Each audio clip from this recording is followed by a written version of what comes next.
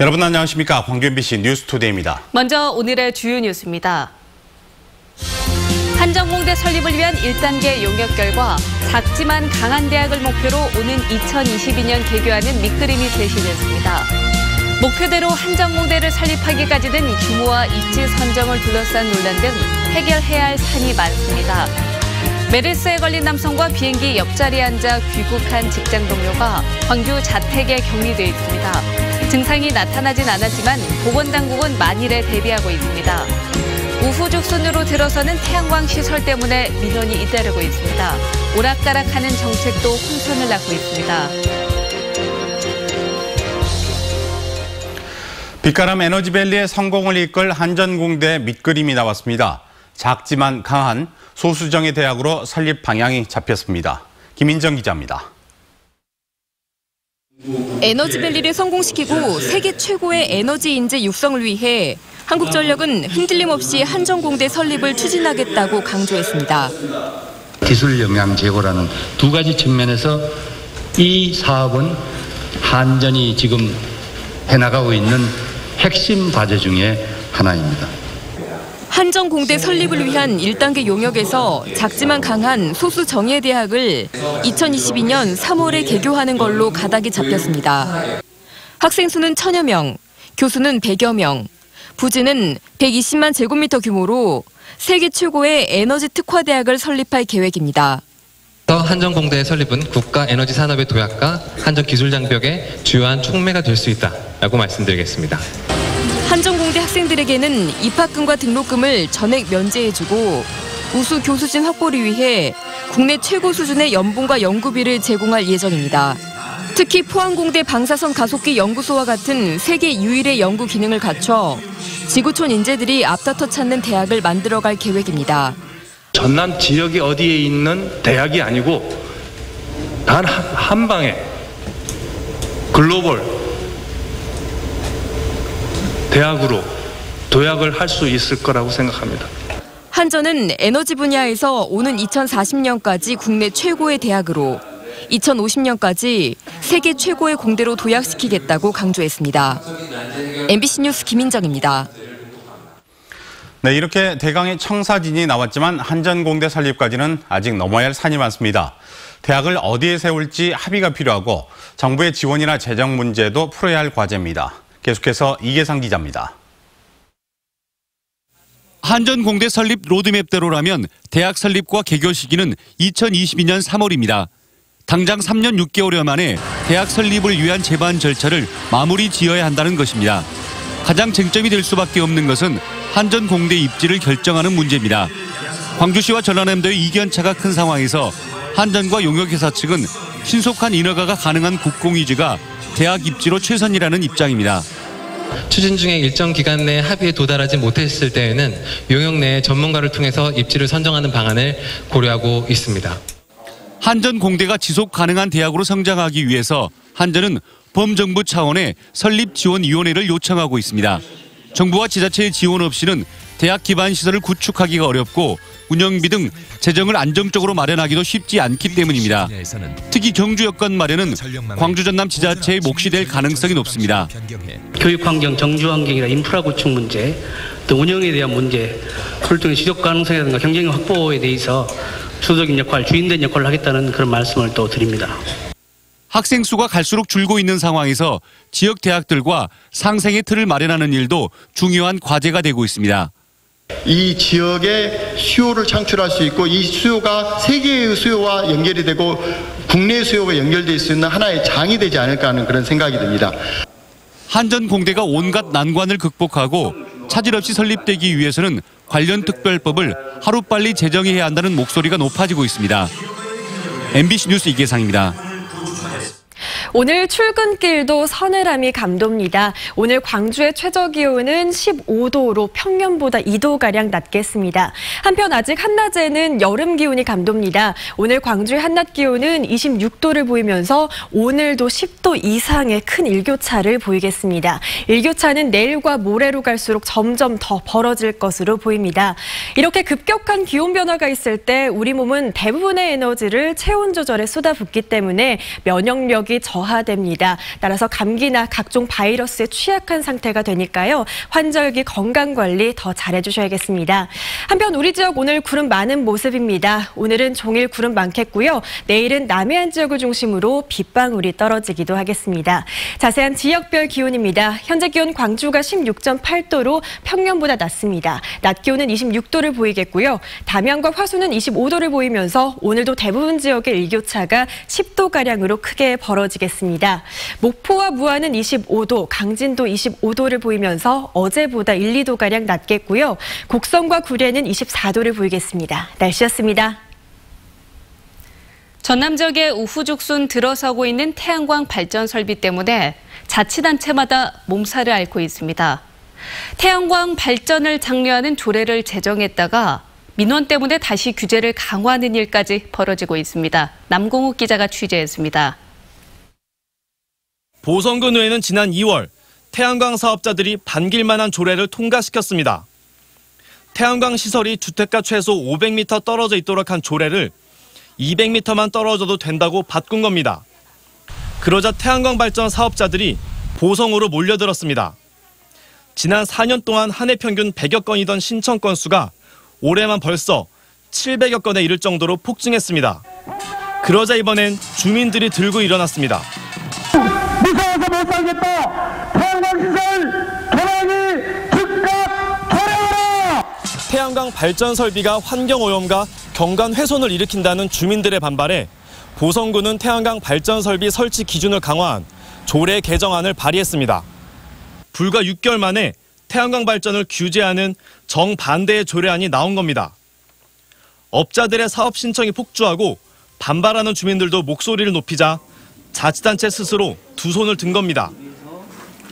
담당자 업무가 증폭되고 업무량이 많이 늘어났다고 봐야죠. 인원은 한정돼 있는데 건수가 늘다 보니까.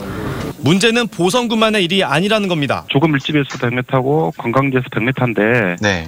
이게 다 500m로 다 강화됐어요. 이제 뭐 난개발도 많이 되고 너무 허가가 이렇게 많이 나가니까. 네.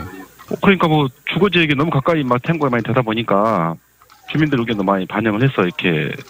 자치단체 조례가 오락가락 바뀔 때마다 태양광 업자들도 이리저리 몰려다니고 있습니다. 어디가 완화됐다는 게 이제 바로바로 이게 소문이 나요. 허가가 500m 1km였던 데가 100m로 줄어버리면 이 400m라는 갭 때문에 못하고 있던 지역이 갑자기 나오는 거죠. 가능한 땅들이. 자치단체 정책과 조례가 이랬다 저랬다 춤을 추면서 신재생에너지 정책에 대한 믿음에도 금이 가고 있습니다. MBC 뉴스 남궁욱입니다. 군공항 소음 피해를 본 주민들이 정부로부터 배상금을 받을 전망입니다. 김옥수 광주 서구 의원에 따르면 광주 고등법원 항소심 재판부가 지난달 양측의 화해 권고를 함에 따라 국방부와 주민 측 소송 대리인이 한 달간의 조정을 거쳐서 배상 지급안을 합의했습니다. 지급안에 따르면 소 제기 시점으로부터 3년을 소급해 소음 피해 정도에 따라서 주민 한 사람당 월 3만 원에서 6만 원을 배상금으로 지급받게 되고 확정 판결은 오늘 18일 내려집니다. 광주시교육청과 교사 위탁 채용 방식을 놓고 갈등을 빚고 있는 사립학교들이 교육청의 요구를 받아들이지 않기로 했습니다. 광주 사학법인협의회는 어제 임시총회를 열고 3차 최종 면접위원 5명에 교육청 추천인사를 포함시키라는 요구는 학교의 자율권을 침해하는 것이어서 거부하기로 결정했다고 밝혔습니다. 교육청은 이에 따라 위탁 채용을 희망하는 사립학교에 한해서 공동전형을 진행하기로 했습니다. 쿠웨이트로 출장을 다녀온 남성이 메르스에 걸렸다는 소식 알고 계실 겁니다. 그런데 이 남성이 귀국할 때 비행기 바로 옆자리에 앉은 직장 동료가 광주에 거주하고 있어 보건당국이 긴장하고 있습니다. 정용욱 기자입니다. 쿠웨이트로 출장을 갔다 메르스 확진 판정을 받은 60대 남성 A씨. 그가 탔던 비행기 옆좌석에는 직장 동료인 B씨가 앉아 있었습니다. 밀접 접촉자 가운데서도 가장 고위험군이라고 할 수 있는 B씨가 광주에 거주하고 있습니다. 현재 자택에서 격리 중인 B씨에게 발열이나 설사 등 이상 증상이 나타나고 있지는 않습니다. 하지만 메르스 잠복기가 길게는 2주일에 이르는 만큼 아직 안심하기에는 이른 상황입니다. 추석이 가까우니까 만약에 이게 더 퍼지면 안 돼서 저희들이 더 극도로 신경을 쓰고 있고요. 추석 전에는 마무리가 될 것 같습니다.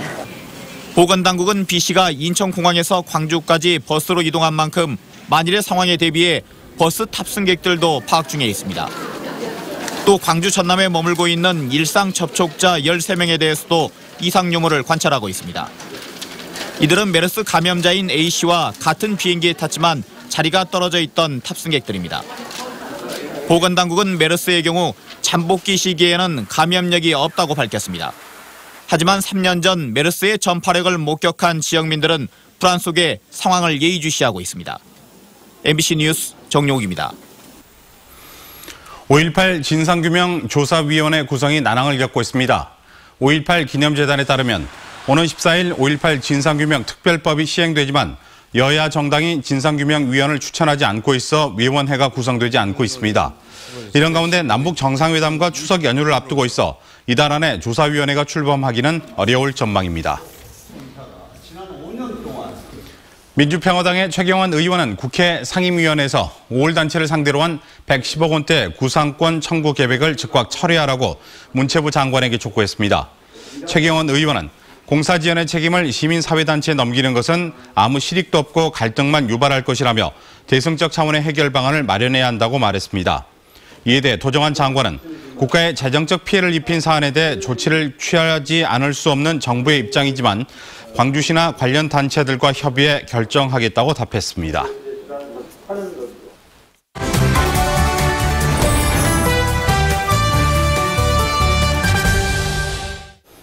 정부가 이르면 이번 주 중으로 부동산 종합대책을 내놓겠다고 밝혔습니다. 수도권을 중심으로 과열되어 있는 부동산 시장을 안정시키기 위해서인데요. 핵심이 될 사안은 무엇이고 지역에도 영향을 미칠지 알아보도록 하겠습니다. 네, 임상수 조선대학교 경제학과 교수 나와 있습니다. 안녕하십니까? 네, 안녕하세요. 네, 이번에 나올 종합부동산 대책에서 핵심이 될 사안 어떤 거라고 보고 계십니까? 네, 정부가 서울 25개구 등 총 43곳에 이제 청약조정 대상 지역이 있는데 이 지역에서 1주택자에 대한 양도소득세 비과세 요건을 실거주 2년 이상에서 3년 이상으로 확대하고 또한 조정 대상 지역 내 2주택자에 대한 양도소득세 비과세 요건을 주택처분 3년 이내에서 2년 이내로 강화하는 방안을 검토하고 있습니다. 또한 종합부동산세 최고 세율을 인상할 계획인데요. 현행 이제 과표 구간을 좀 더 세분화해서 최고 세율을 2.5%에서 3%로 인상하는 방안을 검토하고 있고요. 또한 최근 이제 주택 매입 수단으로 악용되고 있는 이 임대사업자에 대한 대출 규제가 있는데 주택담보대출 비율과 LTV 비율을 다시 한번 검토해서 적용할 예정입니다. 마지막으로 수도권에 대한 주택 공급 물량을 확대하는 방안도 검토하고 있는 것으로 알고 있습니다. 네, 문재인 정부 들어서 부동산 대책이 꾸준히 계속 이어져 왔었잖아요. 그런데 이전과 다른 이 대책이 좀 다른 게 있다면 뭐가 있을까요? 네, 역대 정부의 이 부동산 대책을 간략하게 살펴보면 김대중 정부에는 이 부동산 부행 정책이 있었는데 수도권 민간 택지에 대한 분양가를 자율화했고 양도소득세를 감면하고 취득세를 한시적으로 감면하는 등의 정책이 이어졌습니다. 그런데 이제 노무현 정부 들어서는 이제 다시 주택 시장을 이제 안정화하는 정책으로 전환이 되었는데요. 재건축 아파트 진단 기준을 대폭 강화했고 투기과열지구 지역을 확대했고 그다음 수도권 과밀권 억제 권역 재건축 시 국민주택을 60% 이상 건설하도록 이제 의무화하는 방안을 마련했습니다. 다시 이제 이명박 정부와 박근혜 정부에 들어서서는 취득세율을 이제 인하하고 고가 주택의 이 기준을 6억 원에서 9억 원으로 이제 강화를 했고 서울 강남 3구의 투기 지역을 해제하는 등 다시 부동산 정책을 부양하는 정책을 시행을 했습니다. 이번 문재인 정부 들어와서는 이전 정부가 달라졌다고 한다면 이제 부동산 시장을 안정화시키는 점이 달라졌다라고 할 수가 있고요. 이제 구체적인 정책 측면에서는 재산세, 종합부동산세와 같은 이 세금에 대한 세율을 인상시켰다는 점이 이제 특이하다라고 말씀드릴 수 있습니다. 그런데 지금까지 정부가 내놓은 부동산 대책이 거의 그 효과가 없었습니다. 왜 그럴까요?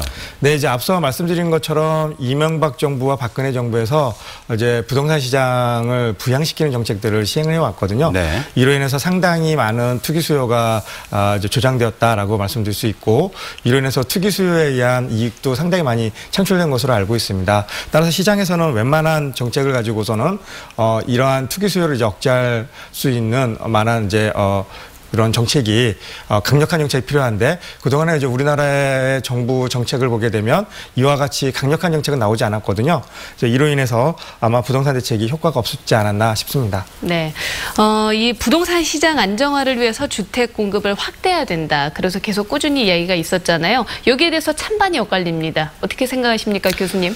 네, 수도권의 집값이 상승하고 있는 것은 당연히 이제 공급보다는 수요가 많이 있기 때문입니다. 따라서 이제 시장 논리에 따라서 수도권에 대한 이 주택 공급 물량을 확대하는 방안이 하나의 솔루션일 수도 있는 것처럼 보이는데요. 네. 그런데 이제 주택이라는 것은 한번 건설되고 나면 반영구적이기 때문에 그렇죠. 부작용이 한번 발생하면 이걸 되돌릴 수 없는 상태입니다. 특히 이제 수도권, 특히 서울 지역에 살고 싶어하는 이제 수요자들이 많이 있는 상황에서 지금 현행 주택 공급 물량이 어느 정도 수준인지 모르겠지만 이 물량이 이 주택 수요를 충분히 커버할 수 있는 정도가 될지에 대해서는 또다시 미지수거든요. 그래서 오히려 주택 공급 물량이 또 다른 이제 수요를 더 많이 창출을 하고 이로 인해서 주택 가격을 급등시킬 수 있는 요인으로 작용할 수 있는 부작용도 있습니다. 네, 그래서 이제 오히려 이제 그런 주택 공급을 확대하는 것보다는 수도권의 집값을 안정시키기 위해서는 이 종합부동산세나 재산세, 양도소득세 등의 세율을 인상시키는 방안이 현실적이다라고 볼 수 있습니다. 네, 광주 남구와 광산구가 이제 집중 모니터링 대상이 됐습니다. 이번에 발표된 부동산 대책이 우리 지역에도 영향을 미칠까요? 네, 아무래도 모니터링이 되고 있는 지역의 집값이 높은 수준이기 때문에 종합부동산세 세율을 인상시키면 직접적인 영향을 받을 것이다라고 생각이 듭니다. 또한 최근에 이 광주 지역의 집값이 상승한 것은 비정상적인 요인이거든요. 아마도 투기 수요에 의한 것이다라고 볼 수가 있고, 따라서 이제 정부의 이런 투기 수요 억제 정책이 시장에서 이제 반응을 한다면 그러면 우리 지역에도 투기 수요가 이제 억제가 되고 이로 인해서 부동산 가격이 조정되지 않을까라는 생각이 듭니다. 네, 알겠습니다. 오늘 말씀 잘 들었습니다. 고맙습니다. 감사합니다.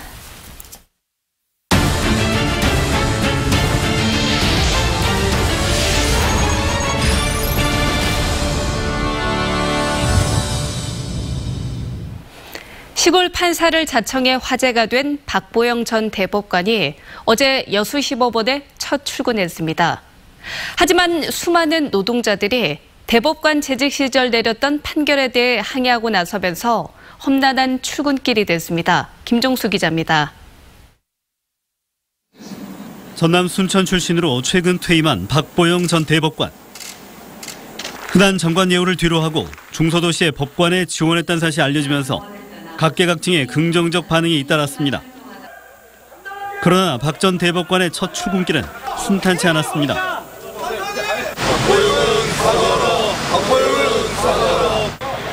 최근 양승태 대법원의 재판 거래 문건이 공개돼 지난 6년 동안에 이루어진 박 전 대법관의 일부 판결을 바라보는 시선이 곱지 않기 때문입니다.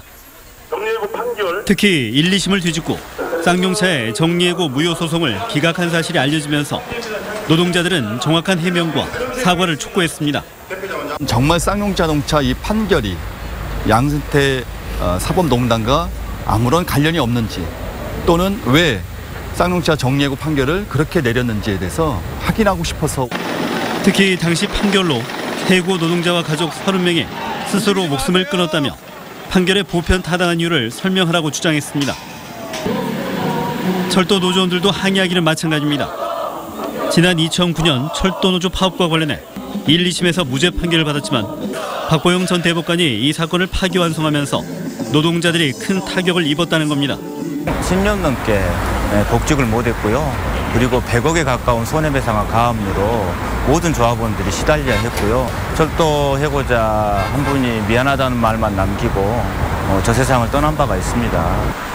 이런 가운데 노동자들의 면담 요구에도 여전히 박 전 대법관은 침묵을 지키고 있습니다.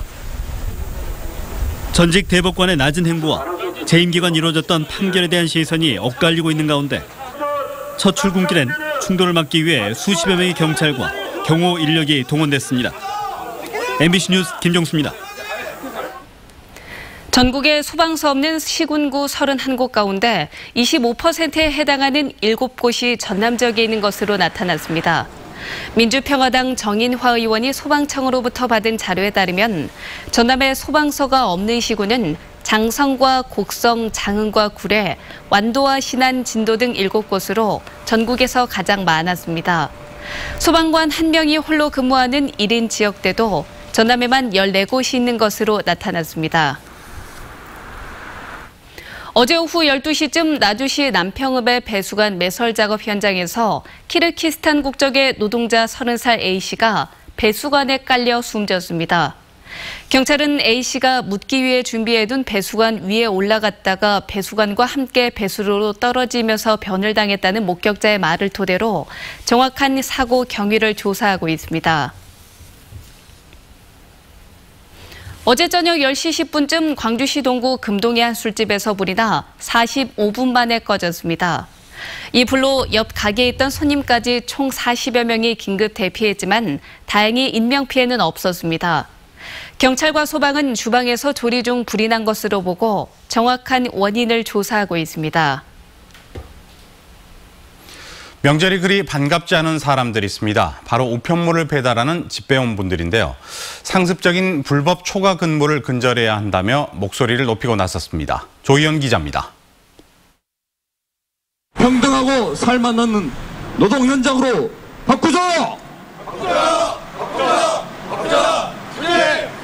이른 아침 집배 노조원들이 한자리에 모여 집회를 열었습니다. 노조원들은 상습적인 장시간 근무와 살인적인 업무량, 무급 초과 근로를 근절해야 한다고 주장했습니다. 광양지부 노조는 특히 광양지부에서 이 같은 부당 노동 행위가 심각하다고 강조했습니다. 아파도 실수 없고 다리가 부러져도 기부스를 하고 나와서 일을 해야 될 그런 상태입니다. 무료노동, 무임금은 예전부터 진행되었던 일들이었고 집배 노조원들은 연휴 때면 하루 12시간 이상 일해야 한다며 인력을 증원해달라고 요구했습니다. 또 광양지부가 지난해 총괄국장이 필요하다고 판단할 경우 순환근무자를 선정할 수 있다는 내규를 만들어 인사권을 남용하고 있다고도 지적했습니다. 특히 배달이 주 업무인 노동자들에게 보험 실적을 강요하는 등 부당 노동 행위가 만연한 상황이라며 목소리를 높였습니다. 평균적으로 15건, 20건씩 하죠. 1인당 집배원들. 그래야만이 저희들이 연말 가서 경영평가에 고등급을 받아서 상여금을 많이 받기 때문에. 광양우체국은 노조 주장에 대한 의견을 묻는 기자의 질문에 언론과 인터뷰를 한 사례가 없다며 답변을 거부했습니다. 지난해 우정사업본부 노사협의로 출범한 집배원 노동조건 개선 기획추진단은 벌써 1년째 권고안을 내놓지 못하고 있습니다. 이런 가운데 전국에서 업무상 재외로 숨진 집배원은 올해만 벌써 15명에 이르는 것으로 집계됐습니다. MBC 뉴스 조희원입니다. 광주시가 내년도 생활임금을 시간당 1,090원으로 결정했습니다. 이는 내년도 최저임금 8,350원보다 1,740원이 많은 것입니다. 지난 2015년 하반기부터 생활임금제를 도입한 광주시는 올해 상반기까지 모두 35억 3,040만 원을 생활임금으로 지급했습니다. 보물로 지정된 필몬 이선재 선생의 묘지가 국립광주박물관에 석 달 동안 특별 전시됩니다. 필몬 이선재 선생의 묘지는 선생의 생물 연대와 행적 등을 위패 행태로 제작한 분청사기로 1998년 일본에 반출된 뒤 20년 만에 소장자 가족이 한국에 기증하면서 국내로 들여왔습니다. 한편 묘지가 광주로 돌아온 것을 계기로 광주 남구천 이선재 선생의 부조묘에서 묘지 복사본을 묻는 매안식을 열었습니다. 광주시가 반려동물 종합보호센터 건립을 추진합니다. 광주시는 유기동물을 보호하고 관리하는 기존 기능을 넘어 입양센터와 동물놀이터, 보호교실을 추가해 동물 복지를 실현할 수 있는 반려동물 종합보호센터 건립을 계획 중에 있습니다. 지난 2011년 세워져 민간 위탁 운영 중인 시동물보호센터는 250마리를 수용할 수 있지만 현재 유기동물 400여 마리를 관리하는 등 수용 한계를 훌쩍 넘긴 상황입니다. 광주시가 1,160억 원을 투입해 20년 이상 노후 하수관로 50km를 교체하거나 개량합니다. 도심 도로 땅꺼짐을 예방하기 위해 실시되는 이번 사업은 1단계로 260억 원이 투입돼 올해 12월부터 2020년까지 추진됩니다. 광주시가 고층 주상아파트의 층수 제한을 추진합니다. 이번 조치는 상업지역의 주상복합 아파트의 경우 2015년까지는 20층 이하가 대부분이었지만 2016년 이후에는 30층에서 40층의 고층으로 지어지고 있는 데 따른 것입니다. 이에 따라 광주시는 상업지역이라는 본래 취지에 맞게 주거시설 비중을 줄이고 주거시설을 짓더라도 그 높이를 낮추도록 할 방침입니다.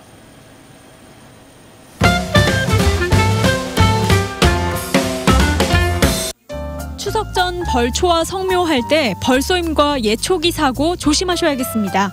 벌이 연중 가장 왕성한 활동을 하는 시기가 이맘때이기 때문인데요. 꿀벌에 쏘였을 경우에는 가장 먼저 벌침을 제거해야 하고 말벌의 경우에는 상처 부위의 감염을 조심해야 합니다. 또 예초기를 사용할 때는 보호 장비를 착용하고 작업을 중단할 땐 엔진을 정지하는 등의 주의가 필요합니다. 광산구에서 시중보다 저렴한 아침밥을 아파트 단위로 제공하는 사업이 시작됩니다. 오전 6시부터 9시 사이에 지역 농산물과 천연 조미료로 만든 간편식을 제공할 예정인데요. 작은 도서관, 경로당 등 아침 시간에 20인분 이상 밥을 차릴 수 있는 공간이 있는 아파트 단지면 신청할 수 있습니다. 제도적인 폭력에 저항하고 사람답게 사는 세상을 꿈꿨던 곡성 출신의 고 조태일 시인. 조 시인을 기리는 행사가 이번 주 토요일 곡성 레저문화센터에서 열립니다. 조 시인의 삶과 시에 대해 이야기하는 시간과 시 낭송회, 다채로운 공연이 마련됩니다. 사회적 모순의 원인을 남북 분단에서 찾아온 노순택 작가의 작품이 광주 시립사진전시관에서 전시되고 있습니다. 분단 현장을 고발하는 사진과 그에 맞는 글을 함께 배치해 관람객들의 깊은 이해를 도울 예정입니다.